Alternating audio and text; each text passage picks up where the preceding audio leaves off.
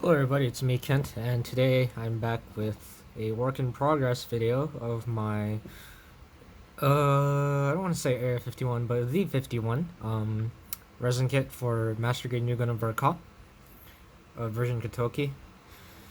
Okay, so I got my parts pretty much cleaned up.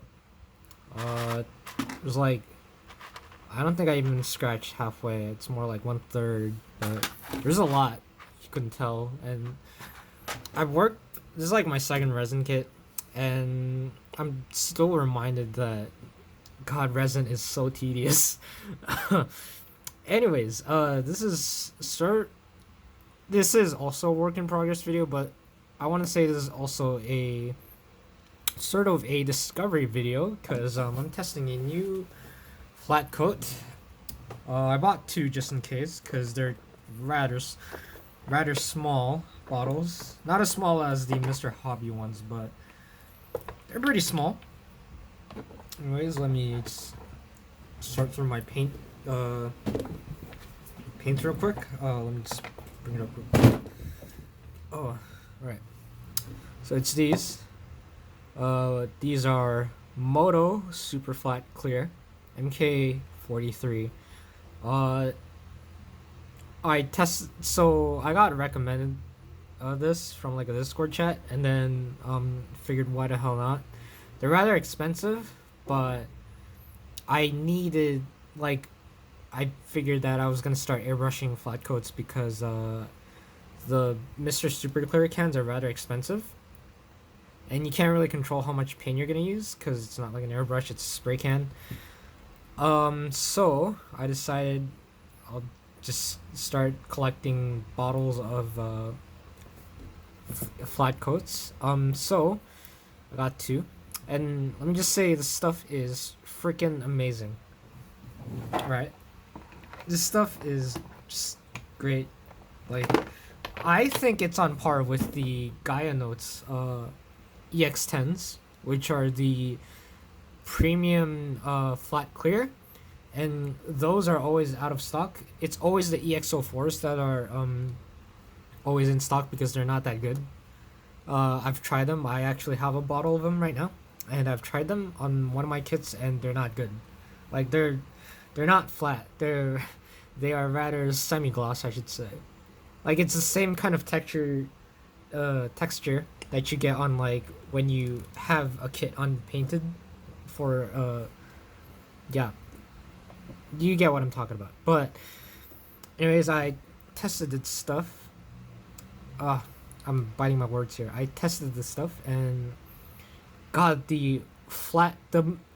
it's literally dead flat. Like I have natural light, and it's like barely reflecting all the light sources.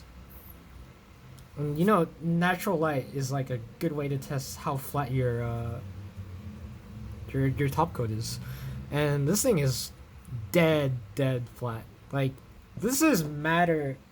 This is flatter than my Alclad flat top coat, and the only reason I don't use that top coat is because that thing is actually enamel, because that thing reacts to my X20A enamel thinner when I was trying to pen line them, and yeah, I was rather disappointed. But anyways, having made the discovery of this amazing top coat, I might order more batches of those because the bottles are rather small.